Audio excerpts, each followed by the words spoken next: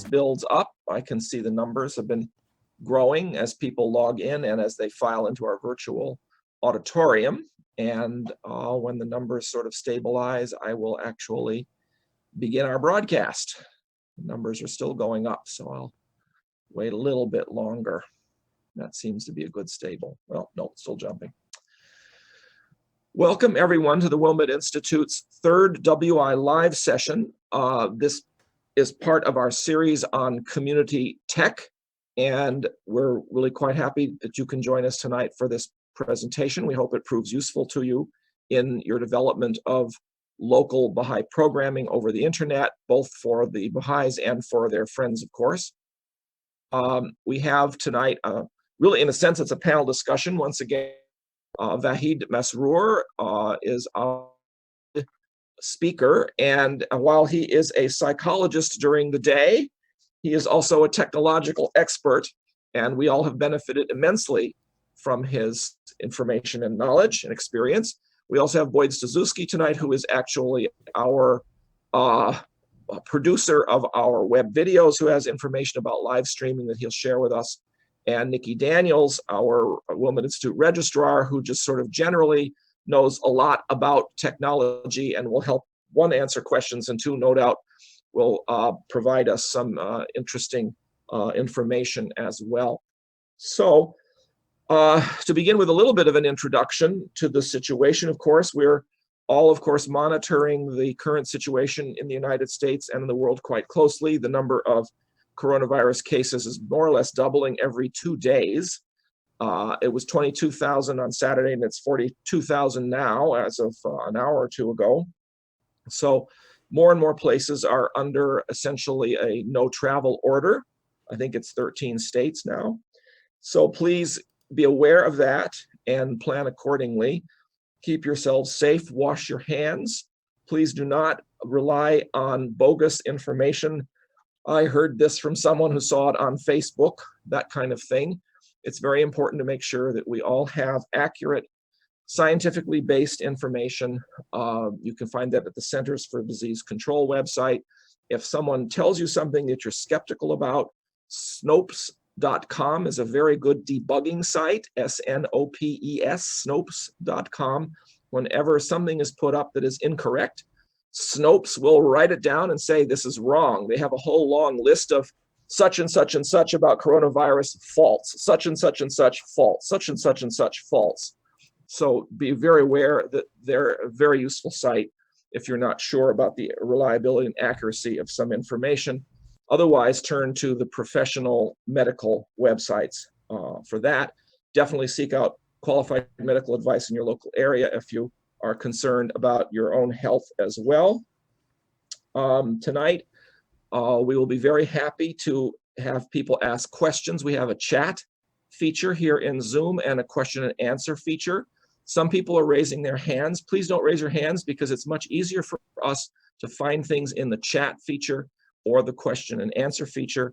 If you're watching this live over Facebook or over YouTube, we have someone monitoring them and they will paste your questions into our chat feature here, so we will be able to answer your questions. I think that is everything, except I should add that anything that we say, of course, is not official guidance from the National Spiritual Assembly of the Baha'is of the United States or any other Baha'i agency. We are sharing the best information we have as individuals that we can share with you tonight. So with that introduction, I will now turn it over to Vahid. Welcome, Vahid. Thank you again for the third time. And we're looking forward to hearing your presentation about chatting. Thanks, Rob, and thanks everybody for joining and sharing in the learning process that we're going through at an accelerated rate. This evening, we're going to focus on two topics. One will be the use of chat and how chat can help us keep our communities connected and coordinated as much as possible. And then we'll go into a topic that might be somewhat more technical, which is how do we stream to YouTube and Facebook contents that we have. Maybe it's a devotional, maybe it's some kind of a special meeting that we want more people to be aware of. Maybe it's some form of outreach or teaching that we want to offer through a streaming service. And we're very lucky that the Wilman Institute has Boyd as a team member. He's an expert on many technical topics, and he'll try to explain it in terms that us laymen can understand and work with. Inshallah. So, we'll try our best, Boyd, but please keep in mind we're all learning together. So I wanted to mention that once again, we have an email open at the Wilman Institute that is precisely for friends to reach out. If you can't find the answer on Google, maybe you can send us an email at communitytech@wilmaninstitute.org. If we are lucky, we'll be able to answer or share opinions regarding your technical questions.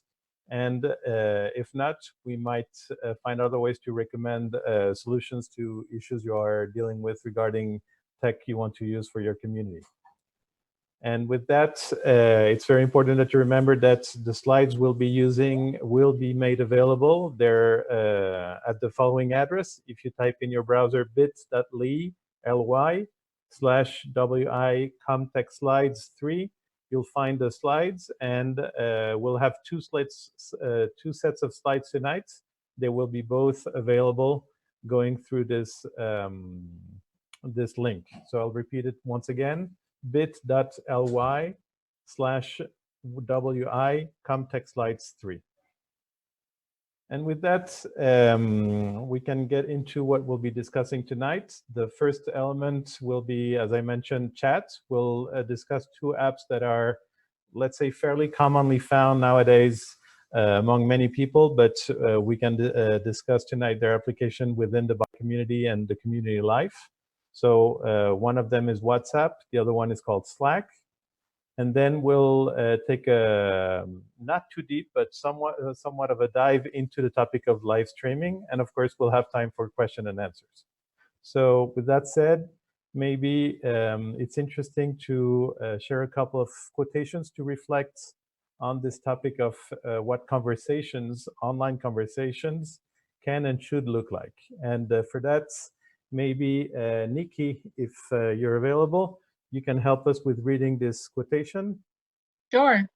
Thank you. One word is like unto springtime, causing the tender saplings of the rose garden of knowledge to become verdant and flourishing, while another word is even as a deadly poison. It behoveth a prudent man of wisdom to speak with utmost leniency and forbearance, so that the sweetness of his words may induce everyone to attain that which befitteth man's station.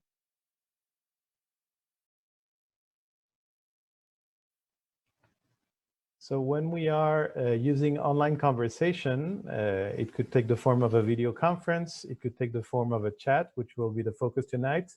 And definitely while we are streaming ideas, maybe this is a good idea and a good inspiration to think about when we are engaging in speaking. So, and really speaking when we are face-to-face or through a screen, through a technology-enhanced conversation, we are still using words, and we have to be mindful of those words. Rob, could you help us with the next quotation, please? Yes, sure. As the Guardian himself has pointed out, audacity in teaching is essential, but no less important is the necessity for the exercise of the utmost tact, wisdom, and consideration in approaching either separate individuals or large public audiences. Only when these qualities have been duly combined and harmonized can the teaching work be carried on effectively and produce lasting results. A letter from Shoghi Effendi.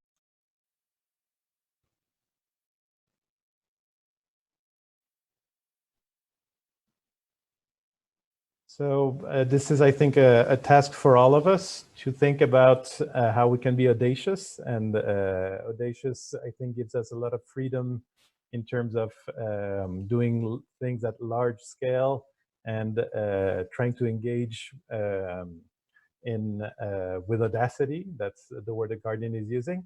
But then the Guardian is also putting to our consideration something that is no less important: the necessity for the exercise of utmost tact, wisdom, and consideration. So especially when we'll be streaming, maybe we need to combine all those qualities, the audacity with the tact, wisdom, and consideration, especially thinking about the internet where we might encounter large public audiences.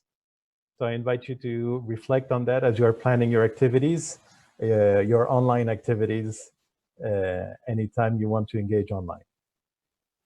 And with that said, let's go into chatting. So chatting is pretty straightforward. By now in the US, people have been texting for, well, if you're old enough, for 2 or 3 decades, depending. So it's the exchange of different forms of text.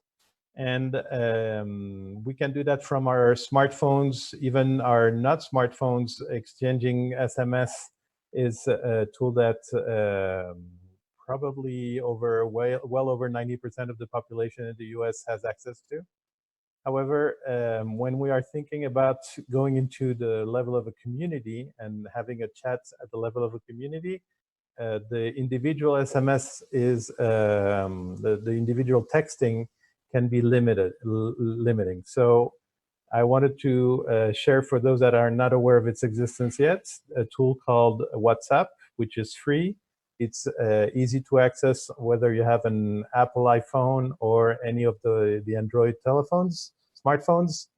They have access to this tool called WhatsApp. If you search it on your app or iTunes libraries, it should be fairly easy to find and to install into your device. Now, when you install it, this will the tool will ask for several permissions. One of them is to connect to your contacts. I would advise for letting the tool get in, reaching into your agenda and list of contacts on your smartphone. This way, it will make very easy to know who is on WhatsApp and to be able to engage with those persons in a simple manner and with, let's say, in just a matter of a couple of minutes.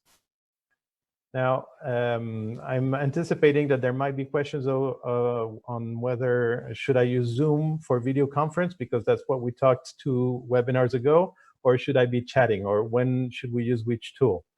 So a video conference is more demanding in terms of engaging, setting a time, agreeing in terms of time with a friend or a group of friends. So it can be more of a deliberate effort to coordinate things.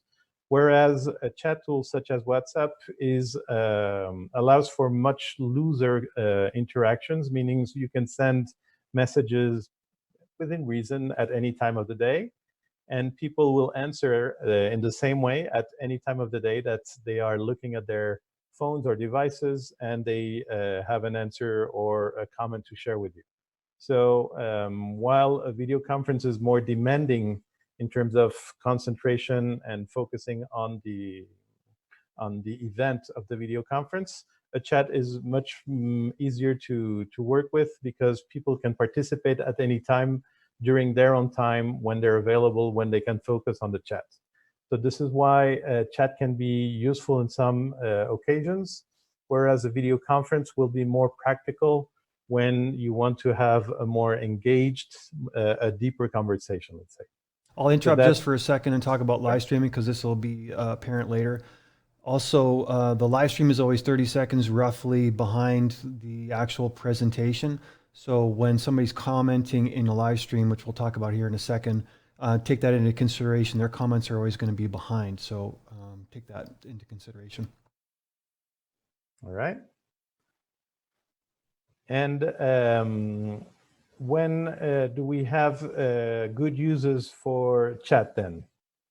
So if we want to have a quick exchange, like should I get bread at the supermarket while I'm going to the groceries, that's a good question for chat. And it's not necessary to engage into a video conference to have that that quick exchange. If the question is, are book 5s available at the Baha'i Library? That's also a good interaction, a quick interaction with a quick answer, a yes/no answer that can be carried out on chat. When we just want to send a message and are not expecting an immediate answer, but the answer can take a few minutes, a few hours, maybe even a couple of days. Again, chat is very useful for that type of interaction, and it's fine to not be in a rush and not be demanding of a quick answer. And really when chat can shine is when we have large groups that need to have these type of interactions, either quick interactions or very loose interactions. Groups are really great. And so this is something that a community can easily set up. Maybe someone in the LSA, the Local Spiritual Assembly, can ask the community if they want, or a feast group maybe, can ask if members of the community want to participate in a WhatsApp group. And then those that are willing should, of course, be willing to share their phone numbers.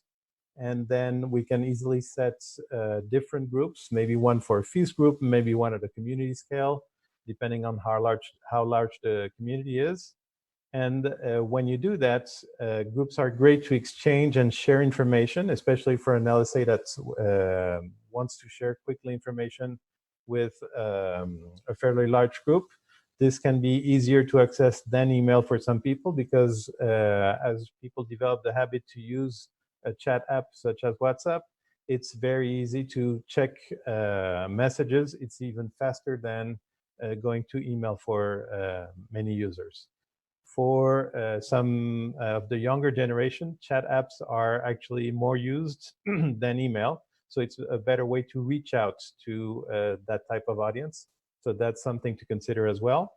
It's just appropriate, and it'd be interesting for the LSA or the feast coordinator to make sure that people want to be included and are willing to engage in the chats before adding them to the group. And it's also interesting to set some ground rules with the group. So in some groups, it might be appropriate to use a light humor, and so that will be tolerated. In some other groups, maybe it's not appropriate, and so we should discuss that beforehand and agree that this is not a good space for sharing jokes. So this is one of the typical issues that we need to consider. Maybe sharing of the rules that a particular group will have, and we might have the possibility to consider when it is appropriate to set different groups for different goals. So there might be a group that wants to have a conversation about, let's say, the plan and the activities of the plan.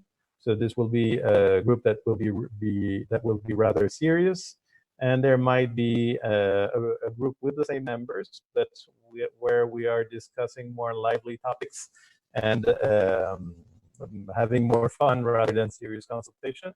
That's fine, but it's probably better to separate those groups if we want to keep the quality of the consultation up.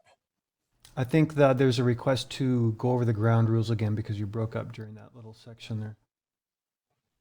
Sure. So I'll move into the do's and don'ts. But before I do this, I would like to mention that you can access WhatsApp from your computer, and then we'll go to those ground rules and how we can go about setting the ground rules. So from your computer, whether it's a Mac or a Windows PC or another desktop computer or laptop, you can go to your browser and type web.whatsapp.com, and it will show the type of screen that you're seeing on your computer. And what is asking for is to synchronize your browser to your phone. And that is very practical. You'll be able to chat from your computer and type on a computer, which is much faster and more comfortable than from your phone for some people at least.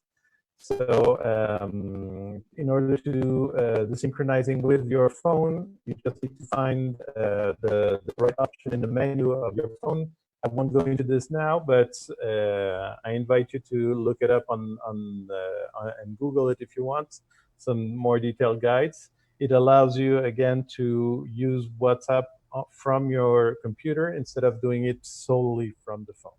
And now we can go into some of the ground rules that I would suggest for groups to be set up on WhatsApp.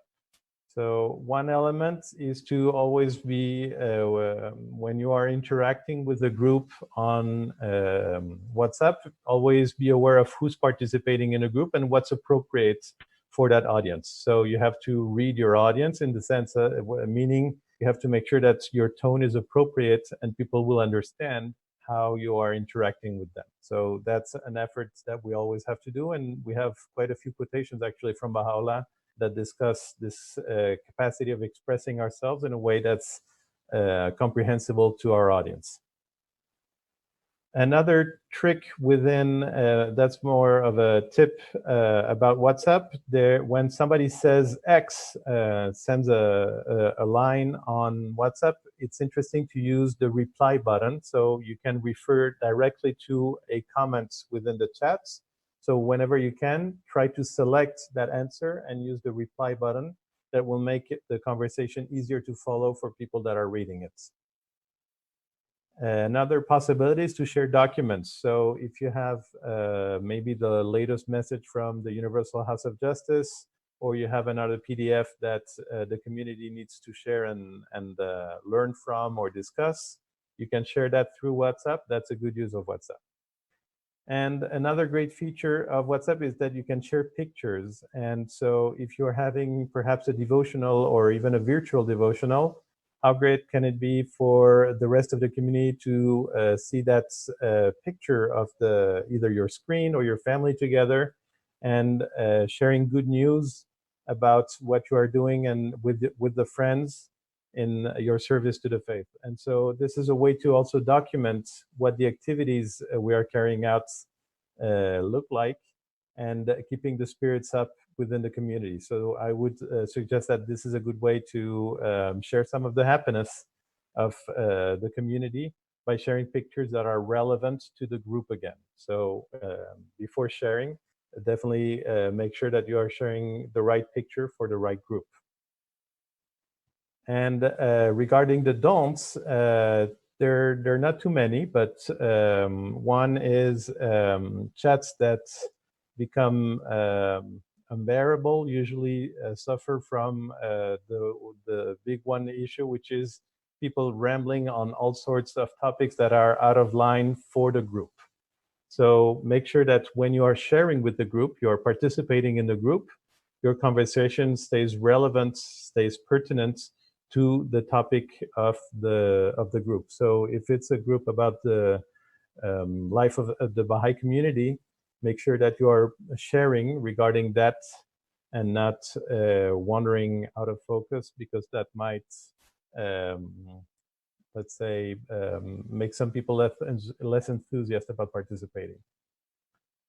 And the second one, which is a rule really for any communication we have, and we have many writings about, is about being disrespectful or being rude. We've discussed that in previous webinars. This is a rule that applies to all human communication, really. So it applies also to our chats. So let's bear that in mind.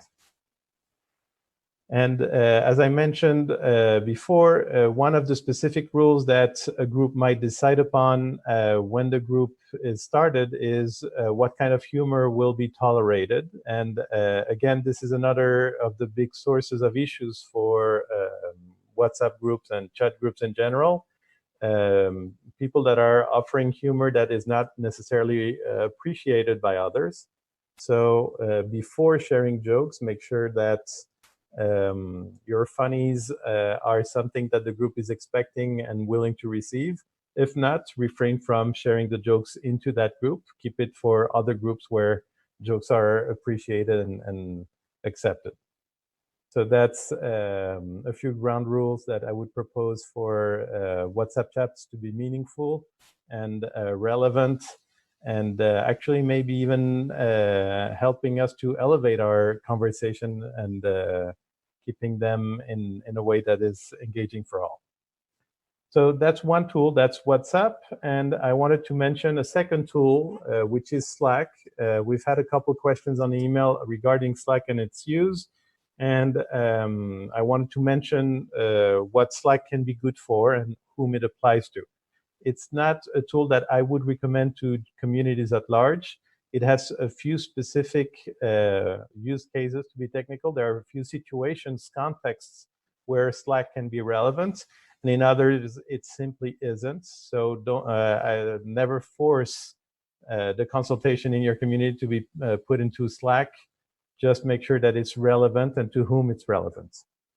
So when is Slack pertinent? When you have teams that are collaborating intensively for a prolonged period of time, Slack is a very good tool. So I'll repeat that more slowly. The first idea is the idea of teams. So people that have shared goals and have very clear goals that they want to achieve and work on, and they are collaborating intensively. So maybe at least every week they are meeting. They have something to discuss that is important, that is somewhat urgent, and they want to do that over a prolonged period of time. So going beyond a week or two. Maybe they will be working together for a month, maybe for 2 months, maybe longer, maybe for a few years. Then Slack is pertinent. So that's one way to look at Slack. If you have that kind of work, that kind of service that you're engaging with, Slack might be pertinent. And one of the examples of that might be a nucleus. So if you have this band of friends that are working together to serve the cause and meet regularly and need to have a good tracking of their discussions, of their consultations, then Slack might be pertinent to that group, that team that wants to work together. Another way that Slack can be relevant is when we need to have large-scale consultation. So we've mentioned that WhatsApp can have large groups, over 100 participants even. But when you want to manage large-scale consultations, Slack actually is better than WhatsApp at managing those large groups. So if this is the situation you're in, maybe Slack could be relevant. However, I would suggest that first you check with the community if everybody's okay and feels the same need. It's not just your perception. Make sure that the community feels the need for this shared efforts of working together on a tool such as Slack. Because there are many situations where Slack is not pertinent. But in summary, groups that don't have much to consult about will not enjoy Slack and don't really need it. So I would advise against using Slack in that situation. If consultation is once every 19 days, we can do that at feast. If the interactions we have are very loose and maybe they happen quickly over a weekend, but then we don't need to talk again for a few months, then Slack is probably not pertinent. And you also get negative reactions from people that feel that they already have too many tools or too many apps on their computers, on their phones, and they don't want another one. Probably forcing Slack into those people will be difficult, and there's no point in doing that, so it's not pertinent again. I wouldn't suggest using Slack in this type of situation. So those are the considerations I wanted to offer regarding Slack. So just to go through this again, if you have teams that are collaborating intensely for a prolonged period of time, Slack might be very pertinent. If not, if the scenario is groups that don't have much to coordinate about, then Slack is probably not pertinent. Okay. And go ahead, yeah. Vahid, there is a question from the attendees. Mary asks, some people still don't use cell phones but have computers. Which programs allow you to use the computer without a demand for a phone number? And also someone had asked a question about whether you could use WhatsApp without a smartphone. I believe the answer is no. You are correct, Nikki. So one thing that's WhatsApp absolutely requires, and honestly, I'm not happy with it. It still requires you to have a smartphone with a phone number. So that's a requirement. It requires a smartphone. It will not work on people that have older phones or phones that don't have access to internet. So that's a consideration. If you absolutely need to include people that don't have internet access, WhatsApp will not be a good tool. Then you're probably off with just regular texting, and good luck with that. That would be my answer. There are some really cheap alternative packages now where you can get really cheap texting. Yeah, and it's one thing that's interesting to know is that once you have a smartphone, even if it's a $20 smartphone with a phone number, you don't need to be connected to the internet through a data plan. You can use your phone on Wi-Fi, so you don't need to keep a data plan to keep on using WhatsApp. You just need to have your WhatsApp accounts linked to that phone number. And once you have that, you don't need any data plan. You can use it through Wi-Fi. So that's I think, fairly reasonable solution to that. Yeah, you can get cheap smartphones. Another question, are Slack and or WhatsApp messages encrypted? Yes, so they both have fairly robust encryptions. So they are fairly secure. However, we've discussed before that people that are really trying hard and have the technical skills will probably get through anyway. So don't bet your life on it, on having encryption and privacy. That would be my comments. All right, so with that said, I want to now pass the baton to Boyd, which will be discussing streaming and how do we share presentations and whole activities to the whole internet. So I'll stop sharing right now, and Boyd, it's over to you. Thank you, sir. Everybody can hear me, I hope. Yes, quite well. Great. Yep. If you are technically challenged out there, I want you to put a 1 in the chat, whether you're in Facebook or YouTube or in Zoom right now. And if you are kind of comfortable around a computer and such, put a 2 in, because I want to get a sense of where people are at today before we get started. We are live streaming to Facebook and YouTube right now. So I'm not going to go into my technical details about that because it would probably scare a lot of people. So I'm going to do it from what we've already set you up with, which is using Zoom, okay? Because this is already built into Zoom to do live streaming. I'd say slightly more 2s than 1s. Some 1s, maybe 2/3 or 2s, 1/3 or 1s. Great, because I'm going to be using the 80-20 principle throughout this presentation, so you'll get the idea here. A 1.5 also. Great. Okay, great. So let's share this presentation. I think we can do that here, and we should be good to go. All right, so we're going to go over quickly through the slides that I prepared about basically taking what you guys are in right now and being able to stream to Facebook or YouTube. So to get started with, number one, know that you can only choose one or the other. You can only choose from your Zoom presentation to go to YouTube Live or Facebook Live. You can't go to both at the same time. There are other tools to enable you to do that, like Restream.io, but I'm not going to talk about that one. I'm just going to keep it simple, right? So let's take a look at what that looks like, right? One destination allowed. So why live streaming from Zoom.us, for example? Well, it's the easiest way to broadcast a larger audience outside of your Zoom event. There's more shares, there's more distribution, there's a backup recording, and there's more interaction from your audience, right? Because you've got more audience that you can play with and talk to. Now, the option we're going to talk about right here is option 1, which is Zoom to Facebook Live. So why Facebook versus YouTube? Well, in my opinion, and this is just my opinion, there's more shares, there's more comments, and there's more reach because there's more people on Facebook right now.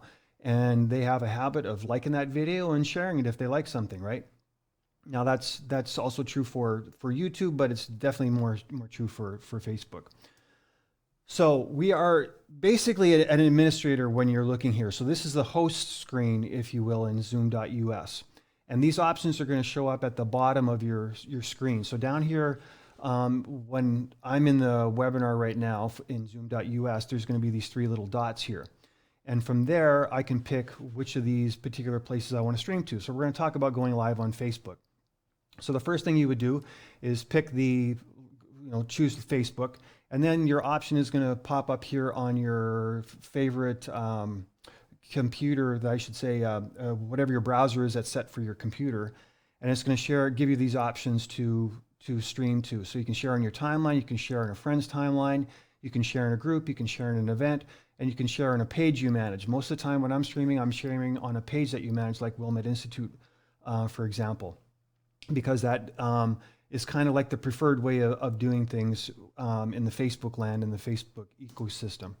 So again, you just choose, for example, if you were doing your friend's timeline, you just choose that friend's name. If you were sharing in a group, you would choose the group's name and it would automatically pop up. Same thing for an event. And if you were going to a page, you would choose from a page. So in this particular case, I'm an administrator of the Wilmette Institute Facebook page, so I can get in there and post our live streams from there. And I've been made an admin to do that. So unless you have at least editor access to that Facebook page, you won't be able to get access to the page. And next, when you click that page, this next screen will pop up and it'll start connecting you from Zoom to Facebook Live, and you've got to log in and do all that stuff. And then it's going to pop up this window. So it's basically going to add a title to your Facebook Live. It's going to actually capture it from the Zoom link. You can put in tags. Tags are like things that make your video more searchable. So in this particular case, when I set up today's webinar, I set up the Facebook live stream to be Baha'i Faith, because that's one that comes up. Now you can't create your own tags, and if someone can tell me how to make your own tags that make more sense, you can't find a coronavirus tag right now. I tried, I can't find a COVID-19 tag, so I can't put it in the tags system there. But I can share it to other groups and so on and so forth, okay? Then it's as easy as going live. Note that you've got some settings here that tell you your resolution and everything's going good. These are all kind of typical settings, if you will. And then it's going to go and connect you and start going live. So I picked Baha'i Arts Connection, which was a page, again, that I was an administrator of to actually in this particular demonstration. So it shows up here. This is what it's going to look like on the post page when somebody's actually streaming. And you would probably want to bring this up on a separate monitor so you can monitor it, or bring it up on your phone, which is what I do, or a mobile device, so that you can check it. I forgot to say that you can also go, I'm doing this all from a desktop. That's going to give you the most options, but you can go live on a mobile device as well. But you won't have the screen sharing opportunities very much. That's always going to happen better on a desktop. You can basically just share your webcam. That's pretty much the only thing that you can do. But know that you can start, but you would start doing all this from your phone instead of from the desktop, which is what I'm showing you now. Okay, so that's basically the Facebook. That's as simple as it is, right? Now, YouTube Live is your second option. So why YouTube? Well, to me, it's evergreen. Now, YouTube is the #2 search engine in the world, so you're going to get a lot more people looking at your videos. There's a lot more reach for that video after the fact. You'll still have views on your videos months, years after the fact. You don't, in my experience, I don't see that in Facebook so much. It's like it's here today and then it's gone tomorrow and people have forgot about it. But because people don't search really for videos or any of that kind of thing in Facebook, they're doing it on YouTube all the time, right? Also, one thing that people don't realize that you can put in other people's YouTube channels and keywords and then show up in their videos with related videos. And I've seen that with a lot of the people that I help with their YouTube marketing get a lot more views. That's what I do for Wilmette Institute, for example. If somebody's looking at a John Hatcher talk, it's not necessarily just John Hatcher's name that they got there. We've put in the words God and Word of God and things like that to get people to see these associated videos when they're going through YouTube. And I'm sure you guys have seen that before and you get distracted all the time doing that, right? So again, we're back in the zoom.us screen, and now it's time to choose live from YouTube. Now we're in practice mode right now in this particular case, right? We are this becomes available. So basically I could go to YouTube and start streaming, and as soon as I hit the broadcast button, it would show automatically to all these other streams. So again, this is the easiest way that I know to live stream is go through zoom.us. At this point, you always, if you're choosing a different platform like GoToWebinar, which I'm also familiar with, just take a look and see in there, and before you make a subscription, if you can connect to a live stream like this. Okay, so it's basically, you click on that link to go to YouTube Live, you pick an account that you have logged in with. I have some YouTube channels under one of my older Gmail accounts, which is Boyd Michaels, which is I connect in this particular one. Here's where it's connected up with Wilmette Institute, for example. And then it asks me, you know, what do I want to create this stream with? So it basically just pulls everything from Zoom and puts the information in there. And then I just hit go live, and it's basically streaming live. And that's pretty much it. This screen is pretty much true for both Facebook Live and YouTube Live when you're within the Zoom platform. You want to stop when you're done just by hitting the stop live stream there in the corner underneath your three dots where it says more. And this is just on the administrator or host account. Presenters won't see this option. Your audience will never see this option, that kind of thing, right? And that kind of takes you through option one. Now, this is for the tech heads, and this is kind of like what I do every day and I've done for a long time. And there's kind of two options that I recommend, and I'll just go briefly through these so that you can get an idea of these and look at them yourself. There's a free and a paid version. I use Telestream Wirecast.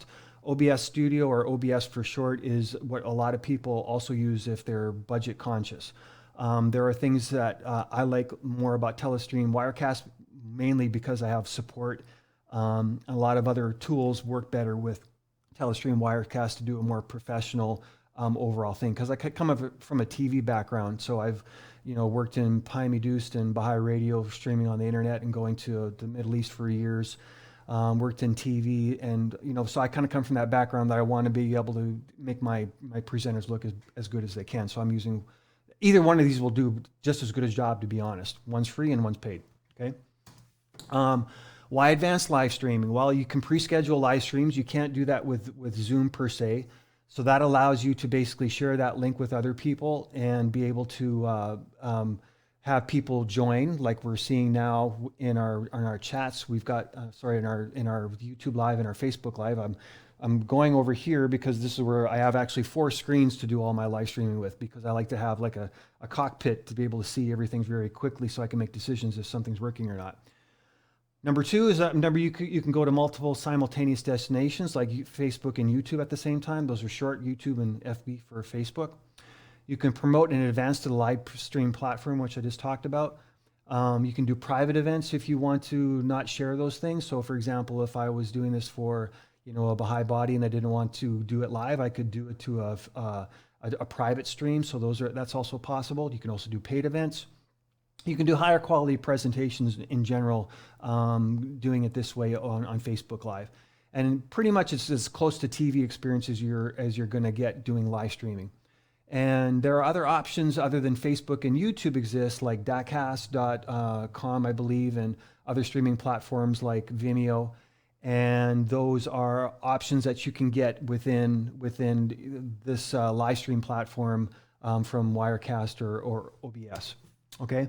So when you're doing things like this, there's lots of cases, and this is true for meetings as well. Worship services, education, live sports, live event production, television and radio, news broadcasters, digital marketing, social media. Those are the kind of people that are using those kind of advanced platforms because, again, that gives them more bells and whistles to play with.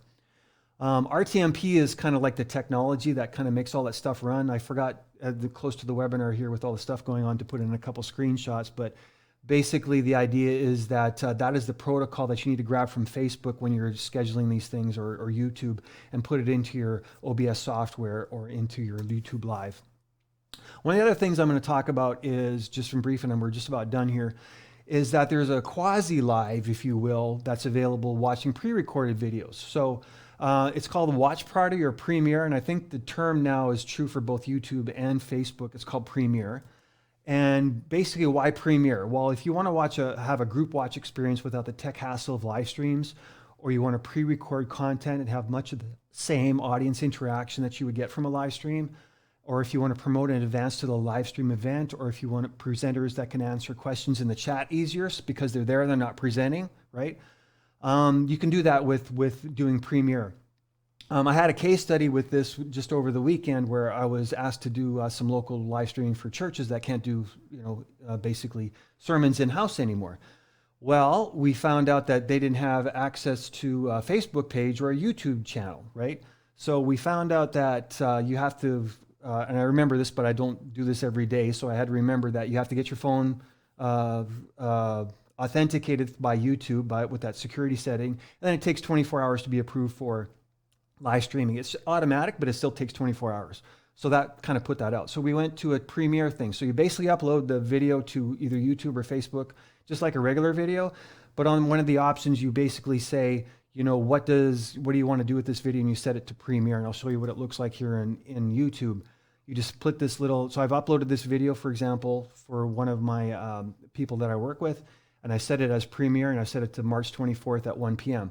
So you could now, when this is scheduled, you could take this link that you'll be provided with and put it into an email, and everybody can watch this at the same time and like it's a group experience, but it's not live, right? It's not, you can't talk, and it's not interacting with the people in the chat. Okay, and so that basically wraps it up. This was, you're looking at basically my studio. This was a Wilmette Institute live webinar with the team here on womanism, and that's kind of the idea. We do podcasting at the same time so we record this for a podcast, we stream it, and this is the two devices that I use, one for Facebook and one for YouTube, to kind of monitor things and make sure that it's coming through right. So normally I find out when something's wrong before you guys do, but I even make mistakes, so don't go down the advanced road if you don't have to. Stick in Zoom and just go to Facebook Live. I really use it just to get more eyeballs. That's the real whole thing about live streaming. Nikki. No, just saying thank you. It makes me want to try it, Yeah, and I think it behooves Baha'i communities to work on building up their Facebook audiences.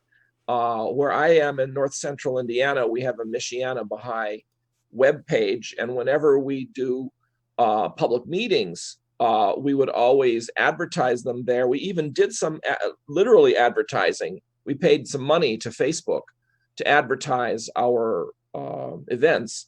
And the result was we built up our audience on Facebook. So we have a certain number of people who aren't Baha'is who are aware of our Facebook page. Now, that means if we were to do a stream of a devotional, they would all get a notice that this event is happening, and some of them would click through and probably watch. They could comment there, and we could even, if we wanted to, stick in the Zoom link there, so they could then click on the Zoom link and come join us directly. Yep. So there would be that option as well for building up our audience. And these are some of the really marvelous things you can do with live streaming. Yeah, Vahid. Yeah, I was going to say what you're describing, Rob, is very much in line with the audacity that Shoghi Effendi mentions in the quotation. So we're going out and trying to find people that might be receptive to the message of the faith. And this is definitely one of the ways to go about it. Can I add one thing?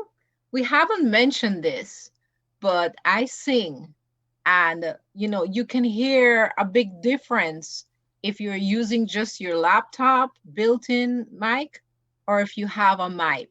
So if you're gonna do a lot of that sort of thing and you wanna reach people, and especially if you're gonna be doing any singing or anything like that, it's good to invest in a microphone. You can Google or go on Amazon and check out what the ratings are on different mics. But I got a really good one for under $100. Yeah, exactly. I wouldn't pay more than $100 for most people. It's not necessary for a USB.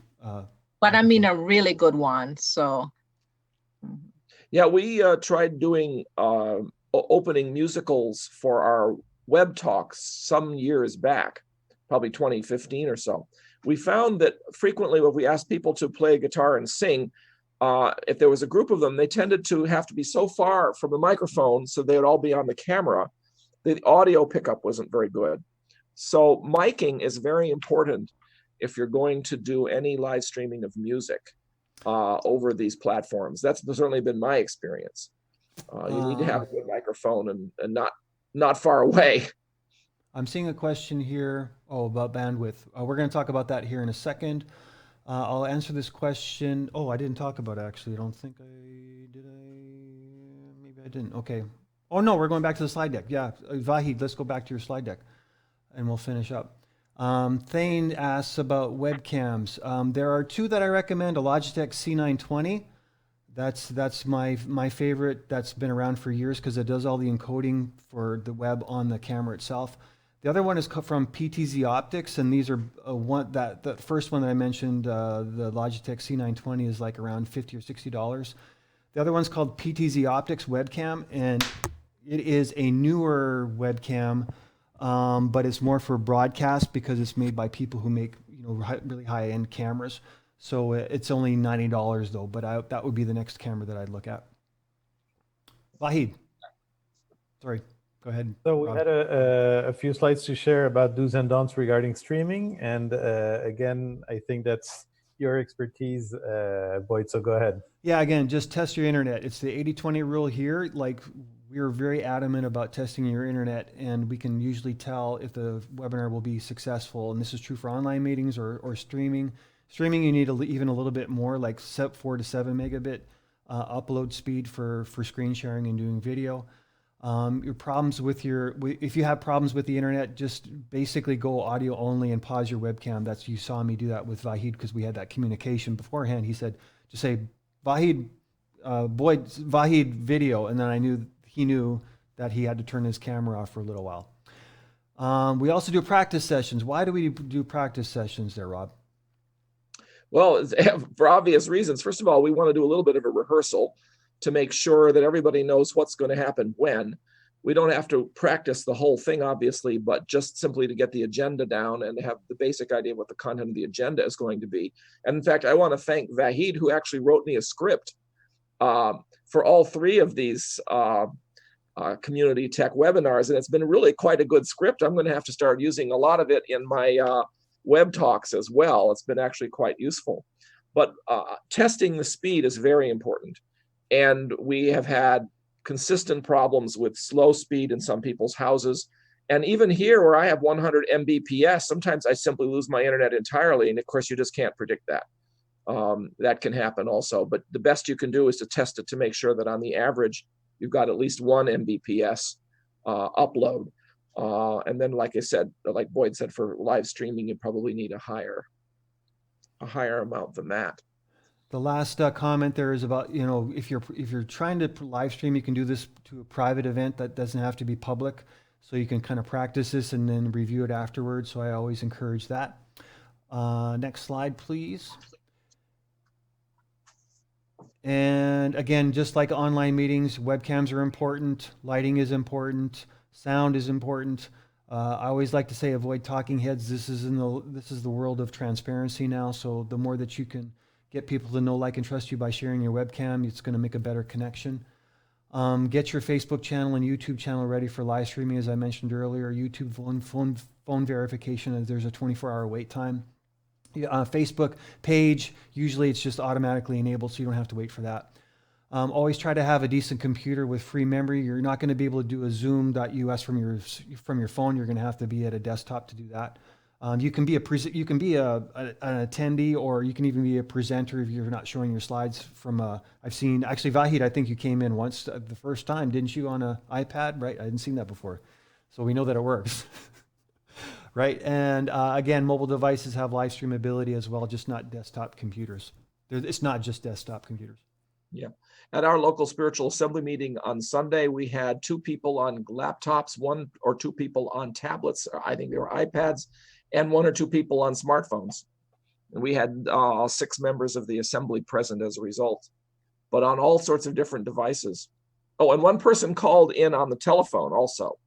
And so we had a little icon of a telephone for her, and she, of course, could hear us, but she couldn't see us. What's the optimal bandwidth that needs in order to live stream smooth video? My lowest that I've ever done it with to one particular target, usually it's 4 megabit. That's basically what, if you were to look at my screen right now, Facebook, they have there's specs in both of them, but basically the upload speed is always what you want to check. Again, not the download speed. You have hundreds of megabits of download, but it doesn't help you for live streaming per se, just to get other people's cameras. But because they're downloading to you, right? But if you're live streaming, you're taking your signal and pushing it to the internet. So you need at least 4.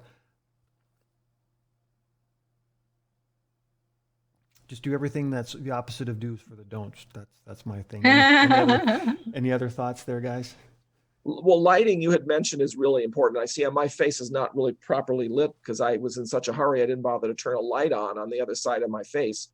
But I remember once I was not a Wilmot Institute webinar. We had a guest speaker at one of the university things I was at, and she had a bright window behind her, and her face was simply, you could not see any of the expressions on her face at all. She could have just as easily been using a silhouette instead. And these are the kinds of things that you can catch ahead of time and move your camera a little bit, move yourself so that you have a different position, not like that, but a different background so that you don't have a light behind you, that kind of a thing, so that you avoid the problem of bad lighting. Nikki. Or bad cameras. From experience, I have a lot of windows open, and if you don't have a good internet connection, the less you have going on when you're doing something intensive like that, it's better. So close all your other windows that you don't need. And also it helps with confidentiality and not having private stuff accidentally displayed on your screen, because if you start to screen share and you share the wrong screen, you could be sharing information you don't want to get out there. And another thing, streaming or, recording people without their consent, without their explicit consent is something you should avoid. There's a question about what is a talking head. Is it an avatar picture or not a live picture of the person talking? Usually when I'm talking about talking head, at least it's just us talking and nothing to look at.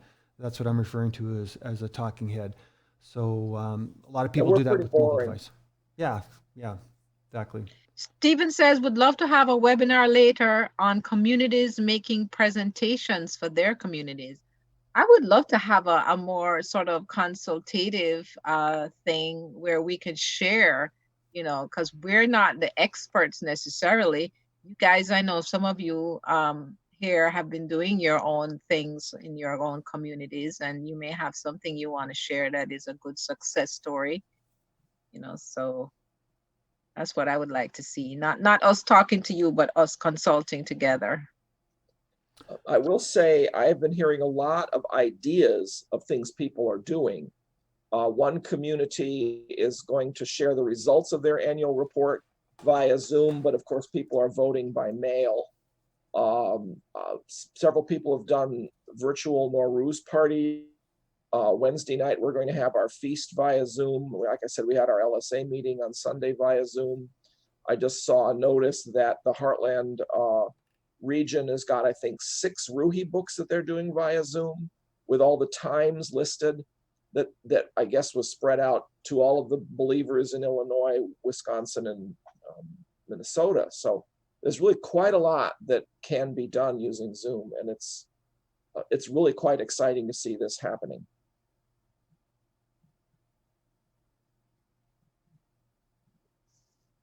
What else? Do we have more questions coming in? No, We have we're some pretty- kudos. Yeah. All good. Thank you, Deborah. I did see some stuff here in YouTube. Why aren't WhatsApp chats good for Teams prolonged uses? What's different? Okay.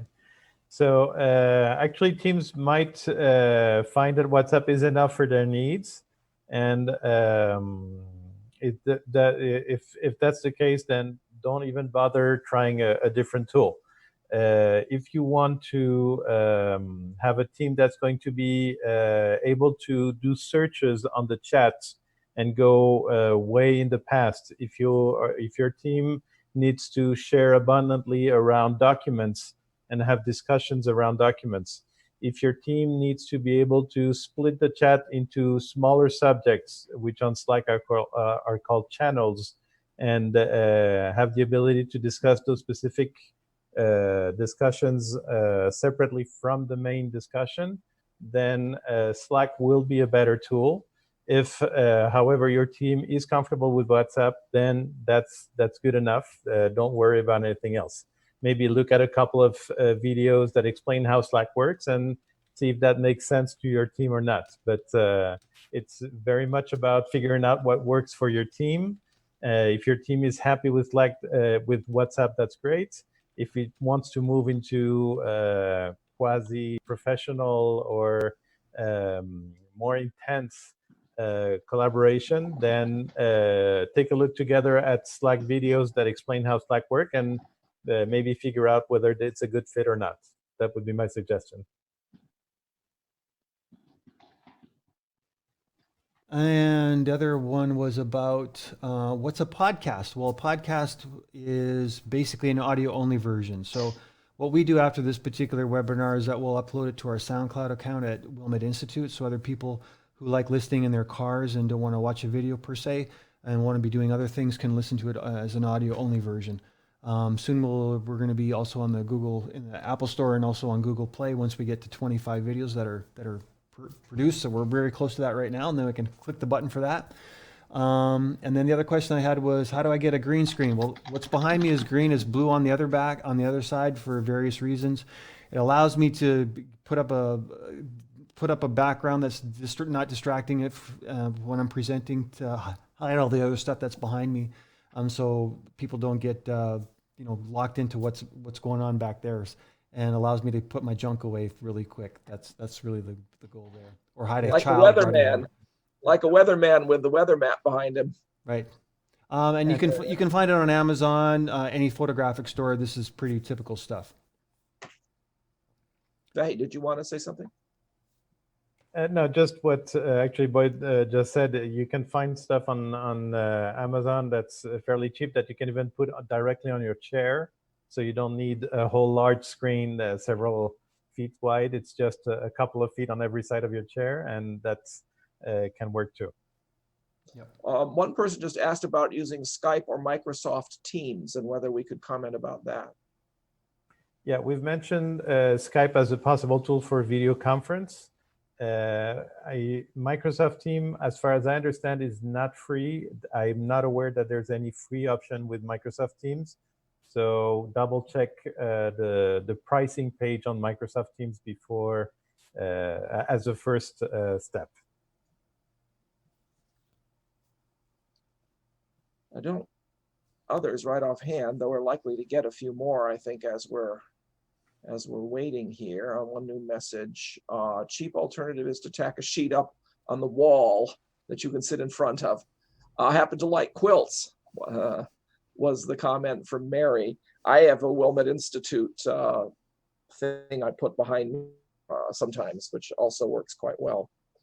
While we're waiting for questions, perhaps I should mention some of our upcoming programs that are right now taking shape. We're still not completely sure when everything's going to happen, but it looks like we're going to have quite a robust program starting next week.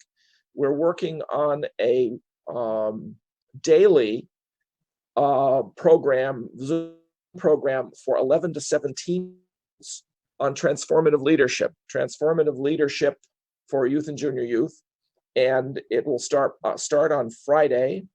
It will be in the afternoons. We will have 2 cohorts, Pacific and Mountain Time, 1 for Eastern Time. We can have up to 100 kids in each one. It's free.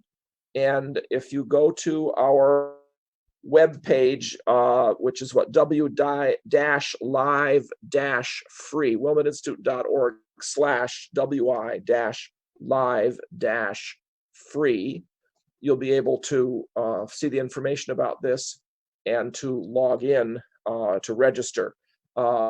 Since these are underage people who are registering for the course, parents have to sign the registration form as well. So that's coming along. And like I said, it'll be Friday afternoon will be the orientation session. Next week, not this coming week, but next week, it appears that we will be starting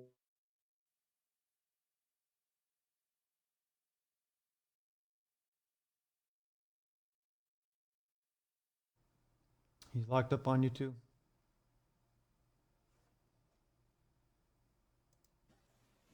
And I think it was very exciting news that Rob was about to share. I So know, please right? don't leave this webcast yet. I'm sure Rob will be back any minute. Did we have? Okay. Oh, sorry, I was typing. I didn't know that I was still on. Yeah, Thane is so- asking about lighting. What do you think about the small circle lights, the ones where the camera is in the middle?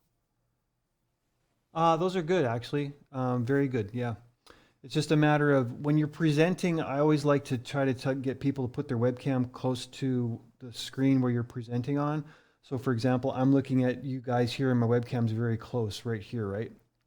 So when I'm looking at my team over here, it looks like I'm still closely looking at my camera. But if my camera's way over here or something like that, then I would be looking over here and you'd always see the side of my face all the time. So that's the only thing to consider, because those ring lights are going to hide part of your desktop. Yeah, and using some kind of desktop light that you might have at hand might be, it's probably something that you have in your house. You just put it on your desk right behind the camera. That's probably good enough to illuminate your face and get a better lighting. So this is something else. So beware of windows, as was mentioned. Windows with a very bright sun will make the picture not as good to look at, and consider other sources of lighting. Wayne has said XSplit VCam can eliminate your background and replace it with your chosen picture. So I've asked him if that's free or if it's something you have to pay for. I don't know if Boyd knows about it. What's that again? Sorry, I was XSplit VCam. Oh yeah, I actually used to use that before all this other stuff. So definitely that's another option as well. Yep. Sorry. I think it's free, or $50 for a lifetime version. It's very inexpensive, put it that way. $10 on Stack Social Yeah, for a sounds few about right. more days. Yep. My video went out again. Of course, my internet only goes out when I'm in the middle of talking, even though I have 100 Mbps. Shall I continue talking about some other programs, or you were answering questions? No, go ahead. So we're looking at this program for junior youth that well, ages 11 to 17. It'll start on Friday. It will be day Monday through Friday in the afternoons. But like I said, we'll do the Pacific half of the country at one time and the Atlantic half of the country the other time, so that we can accommodate up to 100 kids for each of those two sessions, assuming we can get that many, and it'll be free. We're also looking at the possibility Tuesday evening of something called Global Challenges, the Way Forward, a dialogue webinar, and that will involve various speakers. We'll have some on climate change, some on just the general situation of the world, some on economics, some on racism. Basically, we'll look at the range of these things, and these will, of course, be open to anybody. So if you have friends who are not Baha'is who are interested in knowing about the faith, this will be one way for them to hear about some of the global challenges in the Baha'i approach to them. Then there's a third program that's likely going to be on Tuesdays, then likely Wednesdays, but we still don't know for sure, will be a program that we're tentatively now calling, we're waiting to see, an Introduction to the Baha'i Faith with Rainn Wilson and Chitra Goldestani. But we're still waiting to verify all the details. And that will also be a weekly evening program. We're not quite sure when in the evening it will be. Usually we do them about this time, 8:30 Eastern time, which is 5:30 Pacific time. But we'll see if there's another time that may work better. So that's several different programs we're looking at doing, which will be free and open to everybody. And again, invite your friends to join them. I think we're going to need our 500-person capacity Zoom after all. So that's my notices. What other questions do we have? Anything else? I think that's it for the most part, Nikki, don't you think? There's one question here from Greg. How is the web WhatsApp.com on the desktop connected with the cell via Wi-Fi. Well, there is no WhatsApp on the desktop. I think Vahid mentioned that, right?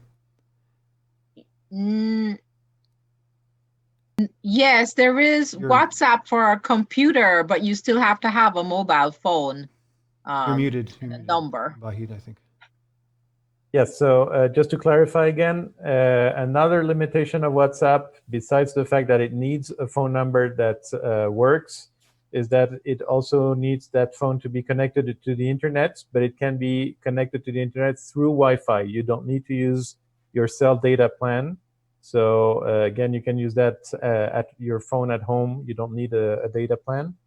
And you can use it on your computer, but WhatsApp demands that your phone still be connected to the internet.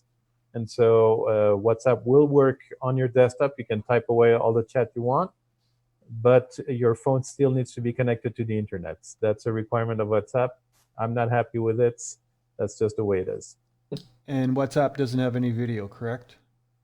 Actually, you can do video conferencing, yes, with up to 4 people, if I'm not mistaken. So you can use video on WhatsApp. So it's a pretty good tool for very small groups. And Thane just added you could use a landline to register. I don't know if he's referring to WhatsApp or not. I'm not positive about that, or I haven't seen it at all. Yeah, he said to register a device. Okay. Mary asked about Discord. Are we going to discuss Discord? I think last time you did. I didn't mention it. It's a tool that's heavily used by gamers principally. And so I'm afraid it falls in the box of people people saying another tool I need to install. I think WhatsApp is much more universal and international. So I would recommend WhatsApp as a first option, and Discord might work within some smaller groups. That would be my comment. Very good. Anything else that we've got here?